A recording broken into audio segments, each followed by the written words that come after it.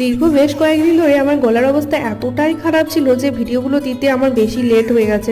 তাই জন্য সরি, আমায় প্লিজ ক্ষমা করে দিও। আর এই ঠান্ডায় একদম কাঁপতে কাঁপতে চলে এসেছি ছাদে আমরা সবাই মিলে।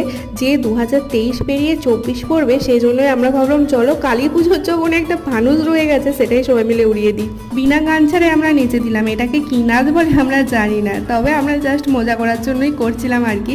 তবে জানো তো, হোস্টেলে যেই 2 বছর ছিলাম না, সেই 2 বছর এই 31 ডিসেম্বর আর 1 জানুয়ারি এই নাইটটা খুবই ভালো কেটেছিল।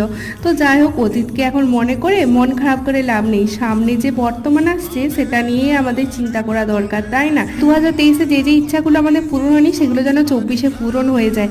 আর জানো তো, এই ফানুসটা উড়োনা নিয়ে আমরা খুবই চিন্তায় আছি। কালী পুজোতে না একটাও ফানুস উড়োতে পারিনি, বিকজ এই ফানুসগুলো ছিল অনেক আগের পুরানো। তো সেই জন্য যাই হোক, ফানুসটা ভালোই ধরে গেল। তো চলো, আজকের মতো টাটা। ভালো লাগলে অবশ্যই লাইক করে দিও।